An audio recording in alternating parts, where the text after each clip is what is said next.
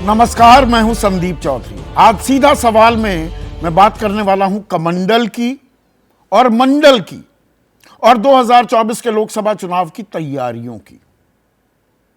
अब दर्शकों, पिछले कुछ दिनों से, बल्कि मैं कहूं पिछले कुछ हफ्तों से कमंडल की गूंज साफ सुनाई दे रही थी। पूरे देश में तैयारियां हो रही थी।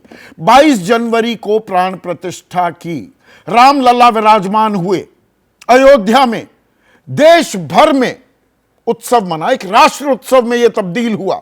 लोगों में उत्साह, जोश, हर्षो उल्लास की एक लहर, एक उमंग साफ दिखाई दी और इसमें राजनीतिक संदेश और संकेत भी दिए गए बीजेपी की तरफ से। तो यह तो एक धारा थी जिस पर हमने विस्तार से पिछले कुछ दिनों में चर्चा भी की है, लेकिन साथ ही साथ मंडल की भी एक धारा समानांतर बहती दिख रही थी। कवरेज कम हो रही थी। जातिगत जनगणना बिहार सरकार ने करवाई, उसके बाद आरक्षण भी दिया। 37% अति पिछड़े पाए गए, 27% के करीब पिछड़े। तो जिसकी जितनी हिस्सेदारी उसकी उतनी भागीदारी, यह नारा भी बुलंद होता दिखा, लेकिन पुरजोर तरीके से नहीं। जेडीयू आरजेडी ने बहुत कोशिश की, लेकिन अपने ही गठबंधन इंडिया गठबंधन से पूरा सहयोग नहीं मिला। कांग्रेस ये कहती तो पाई गई, मध्य प्रदेश, छत्तीसगढ़, राजस्थान में चुनाव हो रहे थे, हम भी जातिगत जनगणना कराएंगे, लेकिन प्रचार और प्रसार वो होता नहीं दिखा। और इसकी टीस, इसका दर्द, उसका इजहार नीतीश कुमार ने भी किया। तो जब देश भर में प्राण प्रतिष्ठा का उत्सव मन रहा था परसों 22 जनवरी को, तो नीतीश कुमार पहुंचे कर्पूरी ग्राम। यह कर्पूरी ठाकुर का पैतृक गांव है। उनकी 100वीं जयंती, जन शताब्दी की तैयारियां हो रही थी। आज उनकी दरअसल जन शताब्दी है। तो कर्पूरी ग्राम गए नीतीश कुमार। पिछड़ों को, अति पिछड़ों को वो पहले से लामबंद करते आए हैं, अब उन्हें गोलबंद भी करने की पुरजोर कोशिश दिखाई दे रही थी नीतीश कुमार की तरफ से। तो ऐसे में कल देर शाम बीजेपी ने, केंद्र सरकार ने एक मास्टर स्ट्रोक भी खेला। मास्टर स्ट्रोक कह रहे हैं लोग, मास्टर स्ट्रोक साबित होता है या नहीं, आने वाला वक्त बताएगा। कर्पूरी ठाकुर को भारत रत्न से नवाजने की घोषणा की गई राष्ट्रपति कार्यालय से। अब ये तो ऐसा दांव था, इसका स्वागत तो सभी को करना पड़ा। आज भी पटना में जब रैली कर रहे थे, जन शताब्दी समारोह के तहत जो ये रैली का आयोजन किया था जेडीयू ने और आरजेडी ने, तो नीतीश कुमार ने कहा कि कर्पूरी ठाकुर जी देश का सर्वोच्च सम्मान भारत रत्न दिया जाना हार्दिक प्रसन्नता का विषय है। इसके लिए माननीय प्रधानमंत्री श्री नरेंद्र मोदी जी को धन्यवाद। उधर प्रधानमंत्री नरेंद्र मोदी ने कहा कि सामाजिक न्याय के पुरोधा, महान जननायक कर्पूरी ठाकुर जी को भारत रत्न से सम्मानित करने के निर्णय से प्रसन्न हूं। इससे समाज में समरसता को और बढ़ावा मिलेगा। सुशील मोदी ने कहा कि एक ओबीसी के बेटे नरेंद्र मोदी ने ओबीसी के एक योद्धा को इस सम्मान से सम्मानित किया। तो तेजस्वी यादव कह रहे हैं कि जातिगत जनगणना के बाद ही सरकार को यह निर्णय लेना पड़ा, अच्छा होता साथ में कांशीराम को भी मिल जाता। लालू प्रसाद यादव ने कहा कि हमने सदन से लेकर सड़क तक ये आवाज उठाई, डर ही सही, राजनीति को दलित बहुजन सरोकार पर आना ही होगा। यानी कि राजनीतिक संकेत और संदेश दोनों ही तरफ से दिए जा रहे हैं। तो खेल मंडल बनाम कमंडल का होगा जैसे 90 के दशक में हुआ? जी नहीं, खेल तो मंडल कमंडल का होगा, लेकिन रिपीट ऑफ 90s नहीं होने वाला है, क्योंकि बहुत पानी बह चुका है राजनीतिक धारा में और लड़ाई की शक्ल सूरत अब बदल गई है। अब बीजेपी बनिया ब्राह्मण पार्टी नहीं रह गई है। आरक्षण का विरोध किया 90 के दशक में भी, 2015 में भी। बिहार में जो करारी हार हुई बीजेपी की, उसके पीछे मोहन भागवत सरसंघचालक का यह बयान आरक्षण को लेकर जो सवाल उठा दिए थे, उसे माना जाता है। और जातिगत जनगणना को लेकर केंद्र सरकार हां नहीं कर रही है। गृह मंत्री अमित शाह ने यह जरूर कहा कि हम विचार करेंगे, विचार हो रहा। लेकिन बीजेपी से ही जुड़े बहुत से लोग इस मामले को, जातिगत जनगणना को, पहले पटना हाईकोर्ट फिर सुप्रीम कोर्ट तक भी ले गए थे। तो अब जो ये खेल हो रहा है, जहां पिछड़ों, अति पिछड़ों को लामबंद करने की नीतीश कुमार साफ कोशिश करते दिखाई दे रहे थे, ठीक एक दिन पहले भारत रत्न से सम्मानित किया जाना कर्पूरी ठाकुर को क्या खेल पलट देगा, या असमंजस भी पैदा हो जाएगा पिछड़ों और अति पिछड़ों में? और जो बिहार वासी नहीं है, जो दरअसल कर्पूरी ठाकुर से वाकिफ नहीं है, उनको बता दूं कि ये सबसे बड़े नेताओं में माने जाते हैं पिछड़ी जातियों की। और सामाजिक न्याय की जो लड़ाई सालों से, और जो बिहार से शुरू हुई थी 70 के दशक में, तो जयप्रकाश नारायण, राम मनोहर लोहिया के बाद सबसे बड़े नेता कर्पूरी ठाकुर माने जाते हैं। 2 बार ये मुख्यमंत्री भी रहे। बिल्कुल साफ छवि,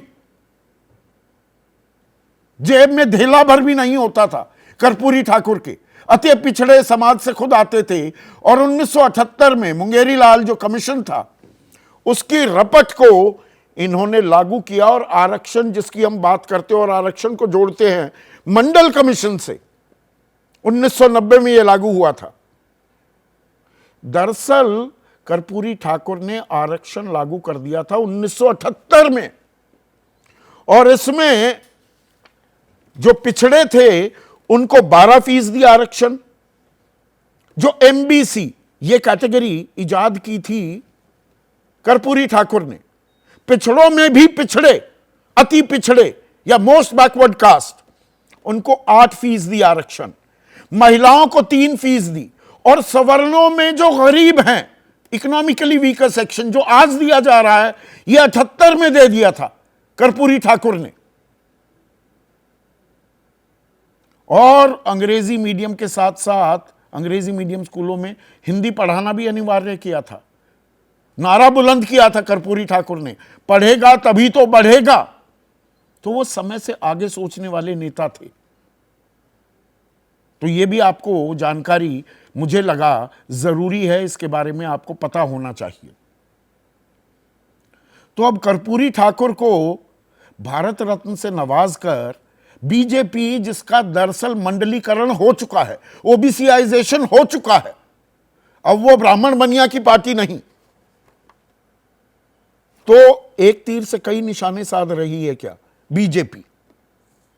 यहां पर एक आंकड़ा आपको बता दूं, 1996 में जो पिछड़ा वर्ग है उसमें से 19% लोगों ने बीजेपी को वोट किया था। और 2019 तक आते आते ये बढ़कर 44% हो गया था। सारे आंकड़े आपके सामने मैं पेश कर रहा हूं। और कांग्रेस के खाते में जो 25% पिछड़ा वोट बैंक गया था 1996 में, यह घटकर 15% पर आ गया। बड़ा पुट क्षेत्रीय दलों के पास ही रहा। तो उसी से थोड़ी चिंतित थी क्या बीजेपी? तो ये तुरुप का इक्का खेल दिया। लालू प्रसाद यादव हो या नीतीश कुमार, दोनों को कहना पड़ा हम तो ये लड़ाई इतने सालों से लड़ रहे थे, अच्छा हुआ अब दिया भारत रत्न। पर बीजेपी अब ये कह रही है ये बीजेपी ही दे सकती थी, आप लोगों ने तो दिया नहीं, कांग्रेस ने दिया नहीं। अब नीतीश कुमार ने आज रैली में एक दो बातें बड़ी अहम कही कि प्रधानमंत्री ने ये मांग तो मान ली, बहुत अच्छी बात है, लेकिन क्या बाकी मांगे भी पूरी करेंगे? और बाकी मांगों में सीधी मांग आती है जातिगत जनगणना कराएगी क्या केंद्र सरकार? ढुलमुल रवैया है अभी। और क्या आरक्षण दिया जाएगा?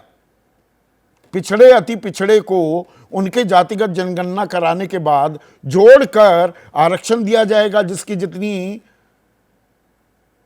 भागीदारी या जिसका जितना हक उसको उतना अधिकार मिलेगा क्या?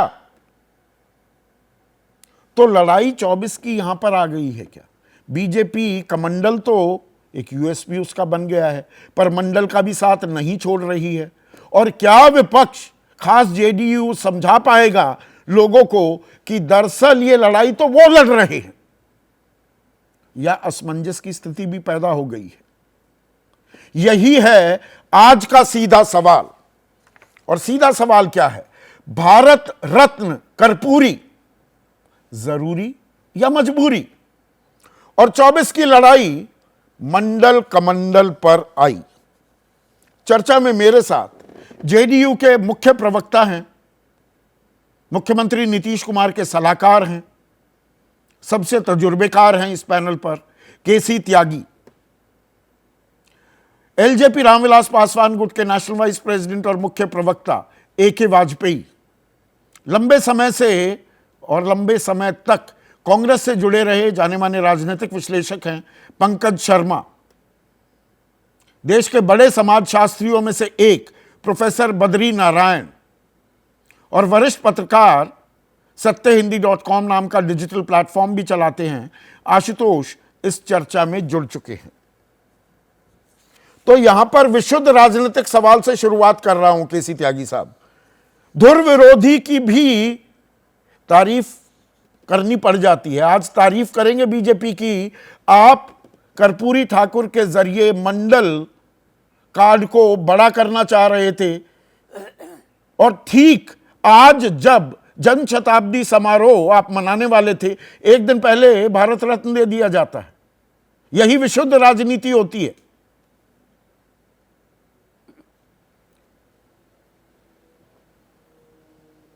संदीप जी, आप इसको इस तरह से क्यों नहीं लेते? आपने अपने प्रारंभिक संबोधन में इसका जिक्र किया था कि ये सामाजिक समानता, सामाजिक विषमता के विरुद्ध जो युद्ध डॉक्टर अंबेडकर और कर्पूरी ठाकुर ने छेड़ा था, वो अब समय की मांग हो गई है। बिहार में जातिगत जनगणना का इतना असर हुआ है कि कांग्रेस पार्टी 2024 के चुनाव के लिए भी इसको मुद्दा बनाना चाहती है। और जो कहते थे कि हम 4 जातियां हैं, उनके नेता भी कह रहे हैं कि हम पिछड़ी जाति के हैं। एक हफ्ते बाद ही मैं पटना में हूं, यहीं की जनसभा में 2014 में, जिसका उल्लेख आप कर रहे हैं, मोदी जी का संबोधन था, भाइयों बहनों वो दिन चले गए जब ये 1-2 बिरादरी की पार्टी हुआ करती थी। ये पिछड़ों की है, अति पिछड़ों की है, दलितों की है, महादलितों की है। तो एक तो मैं ये कह दूं कि बिहार का मिजाज भी ये है। यहाँ आकर के आपको ये भाषा बोलनी आपकी मजबूरी है अगर आपको राजनीति करनी है।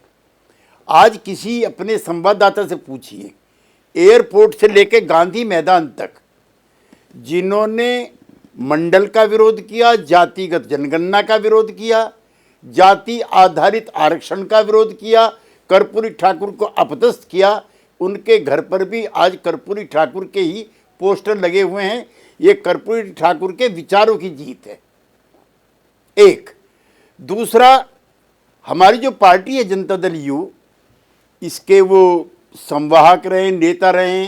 1974 में जब चौधरी चरण सिंह के नेतृत्व में बना था लोकदल, उस समय ये थे बिहार में, देवीलाल जी थे हरियाणा में, बीजू पटनायक थे उड़ीसा में, कुंभाराम आर्य थे राजस्थान में, और उन सब के नेता थे चौधरी चरण सिंह।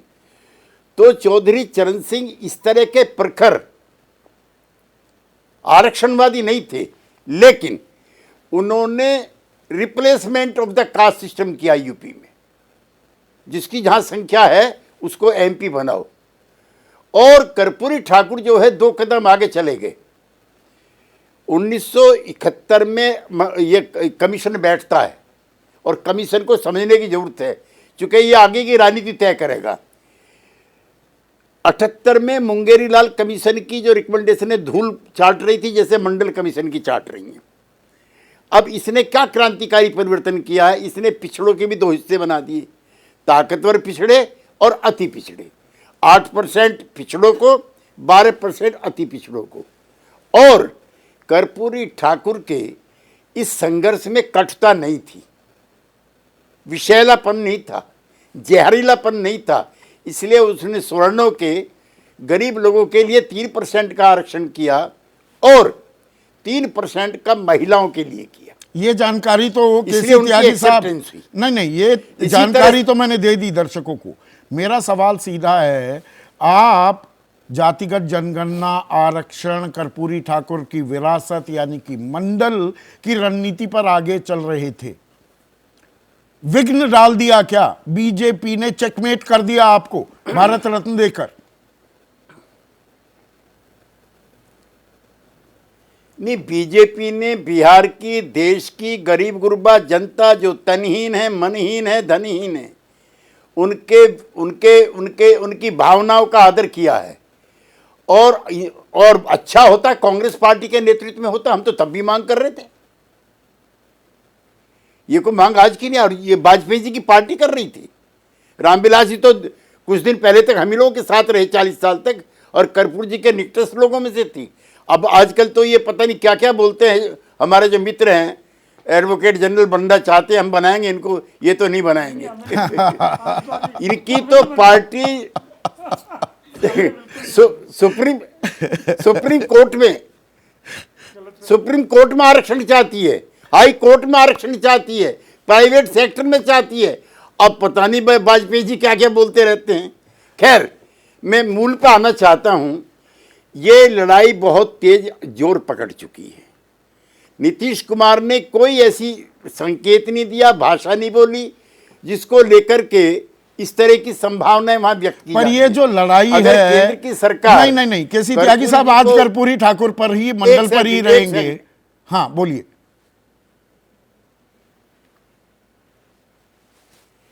ये जो लड़ाई है, इसको भी मैं आपसे कहना चाहता हूं। जो कर्पूरी ठाकुर फॉर्मूला है, बद्री जी बैठे हैं, हमारे मित्र आशुतोष जी बैठे हैं, पंकज जी तो थोड़ा कांग्रेसी बैकग्राउंड के भी हैं। इन दोनों के सामने भी मैं कहना चाहता हूं, 1917 में नीतीश भी और हम भी एनडीए में थे। एनडीए सरकार को भी जस्टिस रोहिणी कमीशन क्यों बनाना पड़ा? हाँ, 2017 में। अब उसमें वही बात है, वो तो 4 जाति बताते हैं। हाँ, वो तो 4 जात बताते हैं, हम कह रहे हैं 2 जात है।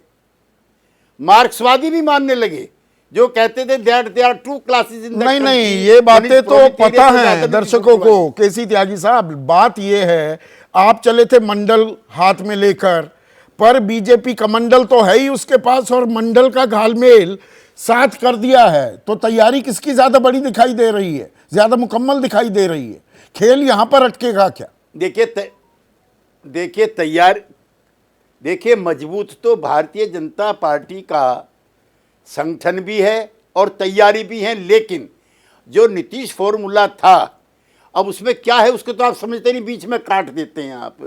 पिछड़ों की संख्या 36% निकली है, उनको उनके हिसाब से आरक्षण दो। अति पिछड़ों की इतनी निकली है, उसको उसके हिसाब से आरक्षण दो।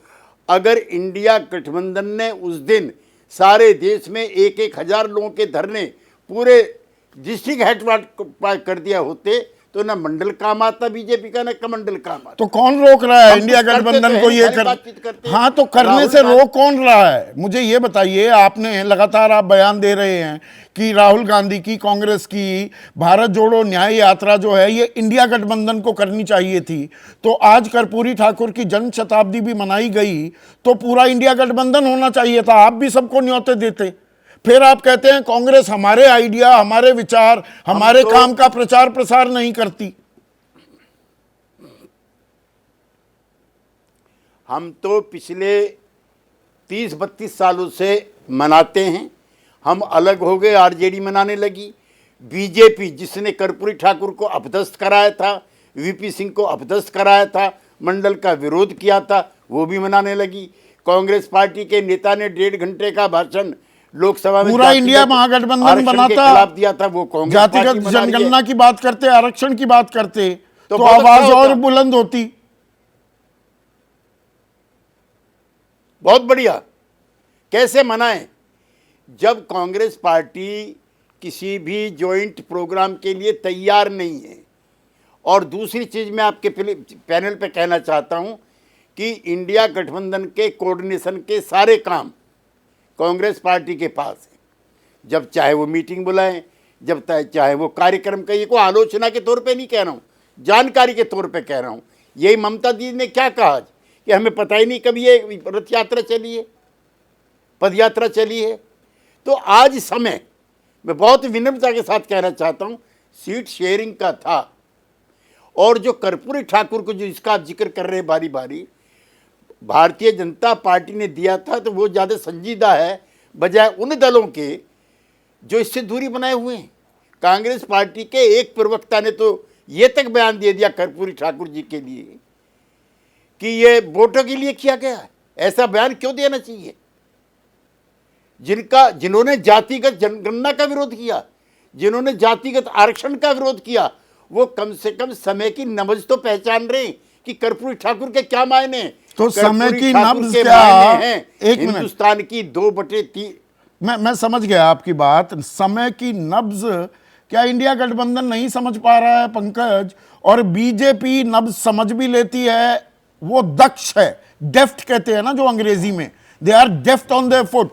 परसों तक कमंडल की राजनीति हो रही थी, कल मंडल कार्ड खेल दिया, कर्पूरी ठाकुर को भारत रत्न से नवाज दिया।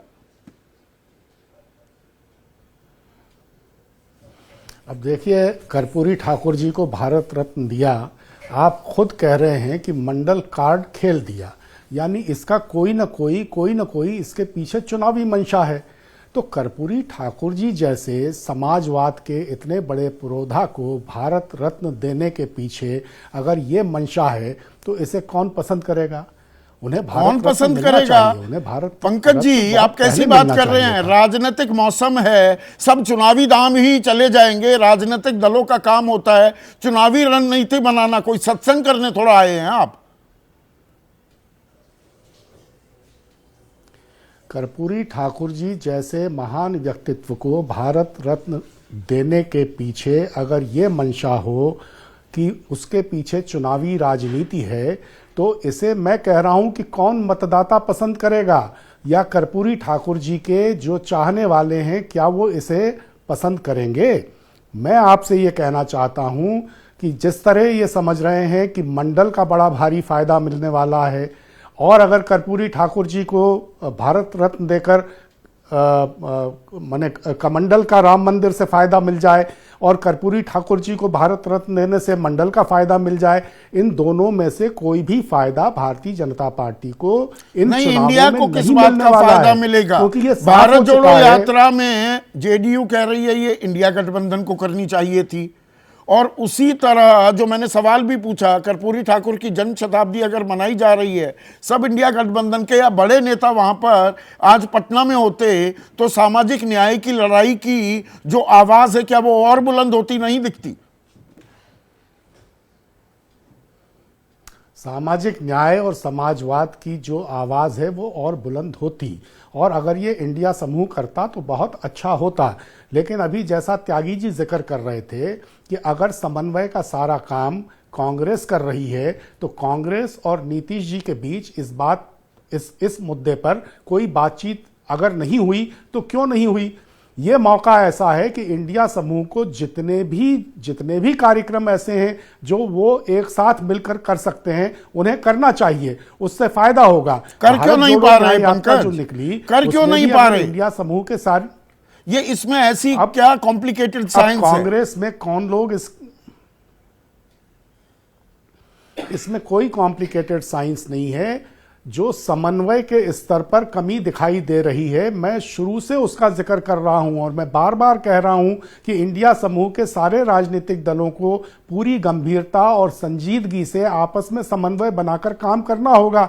नहीं हो पा रहा है तो क्यों नहीं हो पा रहा है, ये त्यागी जी बेहतर तरीके से जानते हैं। उन्होंने कहा कि सारा समन्वय का काम कांग्रेस के पास है, तो कांग्रेस में जो लोग ये कर रहे हैं वो क्यों नहीं कर रहे हैं, ये उनसे पूछा जाना चाहिए। और शीर्ष नेतृत्व को अभी भी समय है कि इन सारे मुद्दों पर और गहराई से और पूरा बीजेपी ध्यान उधर देना मौके चाहिए, पर क्योंकि चौका ये मार मौका देती है। ऐसा है जो पंकज, बीजेपी मौके पर चौका मार देती है। मतलब परसों तक कमंडल हो रहा था, कल मंडल भी कर दिया।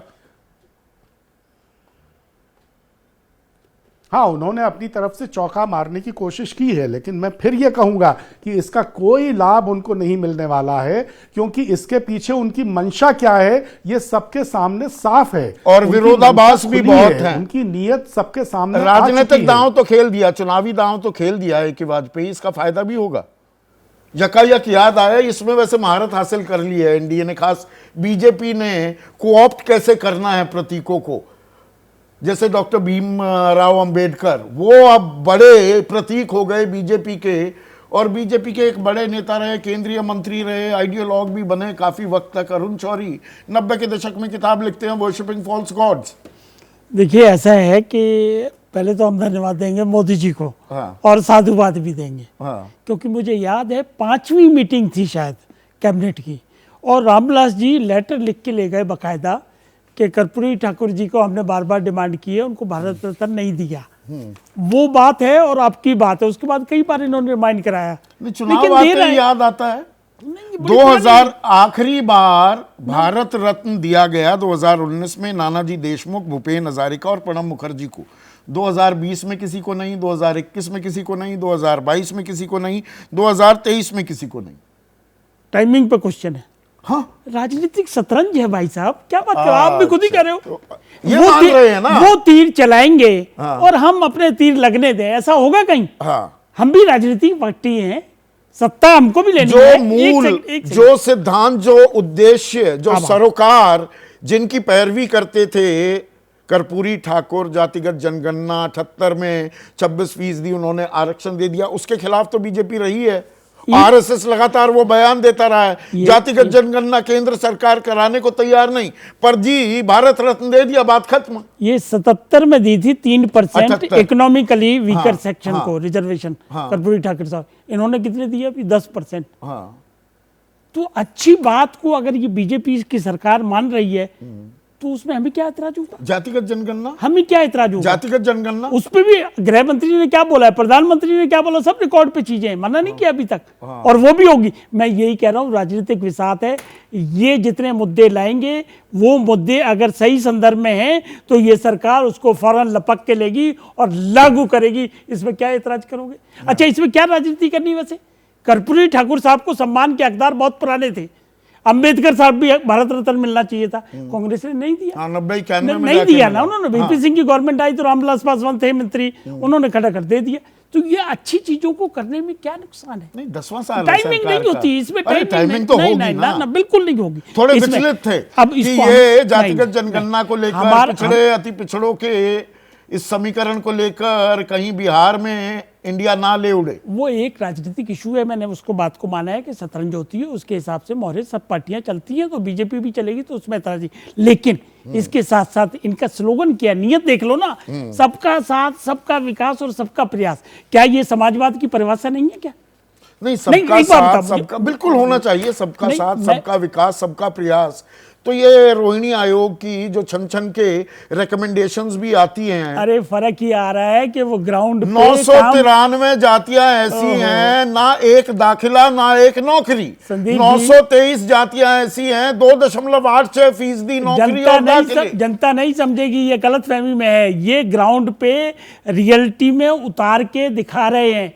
कैबिनेट में कितने, बस कैबिनेट में 27 मंत्री हो गए जी। ओबीसी आयोग को किसने दर्जा कितने दिया? सेक्रेटरी हैं? कितने?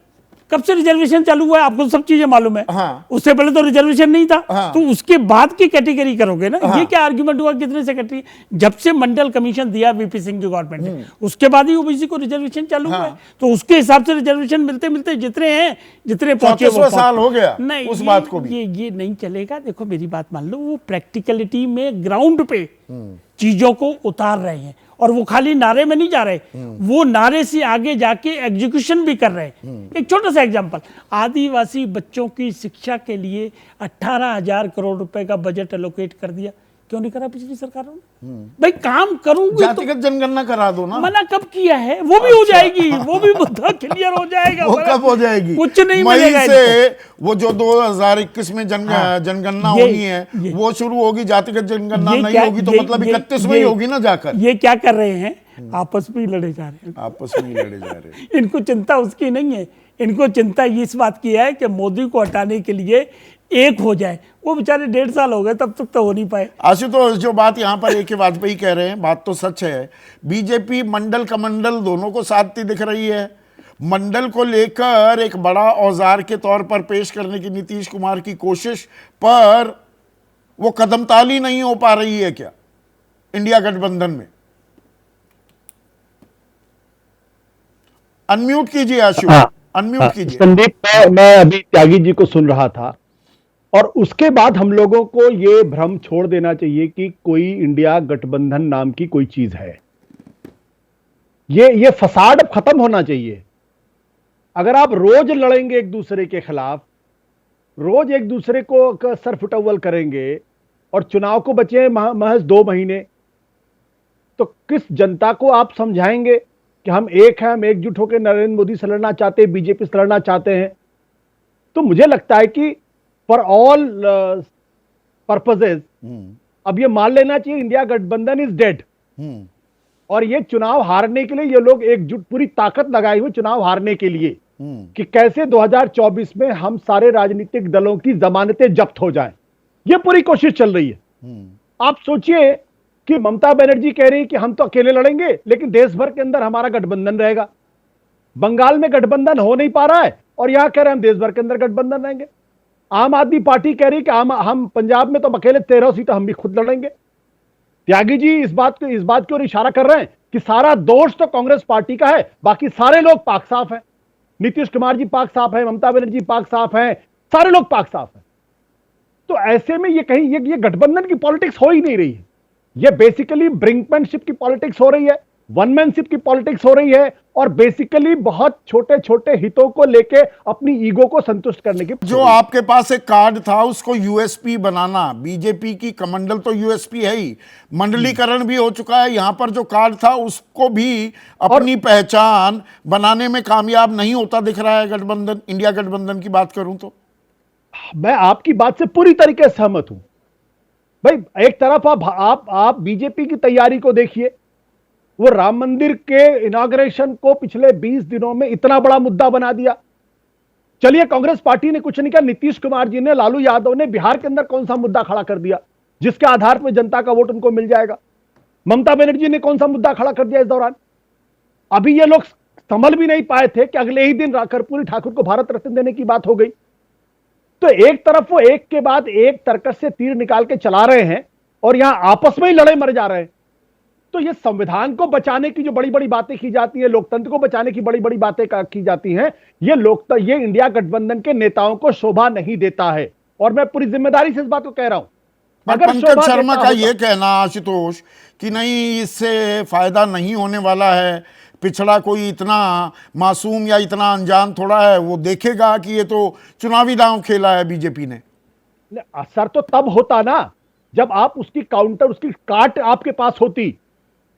जब आपस में लड़ने से फुर्सत नहीं है, जब यही तय नहीं है कि नीतीश कुमार इंडिया गठबंधन में रहेंगे या नहीं रहेंगे, क्यों नहीं नीतीश कुमार प्रेस कॉन्फ्रेंस करके पूरी जिम्मेदारी के साथ कहते कि ये हमारे खिलाफ एक अफवाह फैलाई जा रही है और पूरी जिम्मेदारी के साथ मैं कहता हूं मैं इस गठबंधन के साथ हूं, मरते दम तक रहूंगा। और जो लोग अफवाह फैला रहे हैं वो उसी दिन से अफवाह खत्म हो जाती। नहीं कहते इस बात को? एक सेकंड के लिए, क्यों नहीं कहते? एक सेकंड, ये केसी त्यागी इसका जवाब देंगे जो आशुतोष सवाल पूछ रहे हैं। हाँ, आशुतोष जी हरियाणा, राजस्थान, मध्य प्रदेश, छत्तीसगढ़, कर्नाटका, तेलंगाना, हिमाचल प्रदेश और उत्तराखंड में कांग्रेस पार्टी एक भी सीट किसी को नहीं देगी। उत्तर प्रदेश, बिहार, तमिलनाडु, पश्चिमी बंगाल में अपनी ताकत से ज़्यादा डिस्प्रोपोर्शनेटली सीट मांगेगी। तो आप हमें क्यों दोष दे रहे हैं? आप एक सीट दिलवा दीजिए ना आप, 8 राज्य बताए। और दूसरा ये है, ये खराब बात कह रहा हूं मैं, पिछली बार कितनी थी, आपने 10 की 10 बीजेपी को दे दी, लेकिन हमें नहीं देंगे। राजस्थान में 25 की 25 आपने दे दी, हमें नहीं देंगे। ये चीज़ें मैं आप इस पे नहीं कहना चाहता था मंच पे, ये हमारे कष्ट है। और दूसरा ये है, हमने और आरजेडी ने तीर मार लिया। चुनाव होंगे, हम आपको बताएंगे कि जातिगत गणना के क्या फायदे हुए। जो पहली बार उत्तर भारत में जो आरक्षण का जो कोटा बढ़ाया है, उसके क्या फायदे हम बताएंगे आपको। और जगह तो कोई मुद्दा ही नहीं है। ठीक है आशुतोष, और प्लीज, दूसरा अभी ये, दो मेहमान मैं शांत बहुत बैठे जिम्मेदारी हैं। से कह रहा हूं। हाँ, देखिए, केसी संदीप, त्यागी। एक सेकंड, एक सेकंड, एक सेकंड, हाँ, हाँ। एक सेकंड। अगर राजस्थान में, मध्य प्रदेश में और छत्तीसगढ़ में कांग्रेस पार्टी जीत गई होती तो 2024 की लड़ाई और आसान होगी होती, अगर हम लोगों को चुनाव प्रचार में बुलाया होता। संदीप, आशुतोष, हाँ, जो quick जो comment, बात please. में जो बात में अभी थोड़ी देर पहले एग्जैक्टली उसी बात पर मोहर केसी त्यागी जी ने लगा दी। इसका मतलब ये केसी त्यागी जी के अभी के इस बयान से बिल्कुल स्पष्ट है, इंडिया गठबंधन नाम की कोई चीज नहीं है और ये झूठ, ये भ्रम खत्म होना चाहिए। अगर इतनी तलखी है आपस में एक दूसरे को लेकर, अभी थोड़ी देर पहले मैं एक दूसरे चैनल पे था जहां टीएमसी के प्रवक्ता ने कहा कि नीतीश कुमार का तो कोई भरोसा ही नहीं है, सुबह कुछ कहते हैं, शाम को कुछ कहते हैं, सुबह पलटी मारते, शाम को चलिए पलटी थोड़ा मारते। विषयांतर हो गए, हम ये इंडिया प्रवक्ता और ने बोला एनडीए है। पर आ गए। पहले मंडल ये का मंडल को मैं निपट केसी ले। त्यागी एक सेकंड आशुतोष, मंडल का मंडल को निपट लें। तो यहां पर बद्री नारायण कमंडल यूएसपी है बीजेपी का, मंडल पर लड़ाई होती दिख रही थी। अब ये लड़ाई बराबरे की लड़ाई हो गई। पहले थोड़ा सा तराजू बिहार की खास बात करें, वो इंडिया गठबंधन की तरफ झुकता दिखाई दे रहा था, ये बराबर में आ गई। या ये एक राजनीतिक दांव है, जनता समझती है कि अब आखिरी मिनट पर भारत रत्न दे दिया, इससे कुछ खास बड़ा उलटफेर नहीं होने वाला है। ये संदीप जी देखिए, जो जनता है वो बड़ा एक होमोजेनियस कैटेगरी के रूप में हम लोग इस्तेमाल करते हैं। जनता मल्टी लेयर्ड है और बहुत तरह के उसके लेयर्स हैं। और एक जो भी बात कह रहे थे लोग कि ये लोग समझेंगे कि चुनावी दाव है, वो एक सेक्शन उनका जो पढ़ा लिखा सेक्शन जो राजनीति को समझता है वो तो समझेगा, लेकिन जो आम जनता है उसको बहुत आम जो एमबीसी है, आम ईबीसी है, उसमें एक बड़ा मैसेज जाएगा ना कि इन्होंने कर्पूरी ठाकुर को भारत रत्न दिया। और भारत रत्न क्या है गांव की जनता नहीं जानती है, लेकिन उसको लगता है कोई बहुत बड़ी पर चीज दी गई जातिगत है। जनगणना नहीं कराएंगे, आरक्षण नहीं देंगे, ये भी तो बीजेपी के साथ लगा हुआ है। नहीं, मैं आ रहा हूं उस पे। देखिए, जब मैं तो पहले से भी कहता रहा हूं, आपके चैनल पे भी कहता रहा हूं कि जातिगत जनगणना कोई लोकप्रिय इश्यू नहीं बन पाएगा चुनाव में, और साबित भी हुआ। और जातीय जनगणना, क्योंकि गांव की जनता जो अभी बेसिक नीड्स के लिए लड़ रही है, उसके लिए अभी रिजर्वेशन बड़ा इशू नहीं है, उसके लिए अपने जीवन को जीने की लड़ाई है और सम्मान की लड़ाई नहीं, है। बिहार में थोड़ा अलग है बद्री नारायण जी।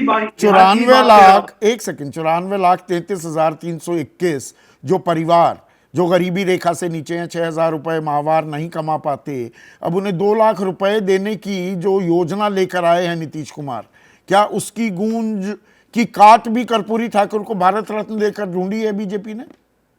देखिए, एक काउंटर पॉलिटिक्स तो है। नीतीश कुमार की वहां जो एक पॉपुलर इमेज है वो एक बड़ी चुनौती है बीजेपी के लिए। और बीजेपी उसको धीरे धीरे कर्टेल कहते हैं ना, जैसे काटते जाना, धीरे धीरे काटते जाने की राजनीति पे चल रही है। वो अगर एमबीसी का एक सेक्शन भी तोड़ लेती है और उसको अपने बेस वोट के साथ जोड़ लेती है, तो मुझे लगता है कि बड़ा परिवर्तन, मतलब वो किसी भी बॉक्स को अनटिक्ड नहीं छोड़ती है बीजेपी। दक्षता, वो डेफनेस दिखा रही है। और ये मंडल की जो लड़ाई है, अब ये बराबरी की लड़ाई की तरफ जा रही है, या अभी देखना होगा कैसे अनफोल्ड करता है मामला। देखिए, मैं तो ये कह रहा हूँ, मैं इनसे एकदम बिल्कुल अलग बात कह रहा हूँ। अगर आप कर्पूरी ठाकुर को भारत रत्न देते हैं तो आप जो मंडल की बात करने वाले हैं उनको एक तरीके से सलाम कर रहे हैं। उनमें जो सबसे ताज़ा बात है वो ये हो रही है कि आप जातीय जनगणना करिए।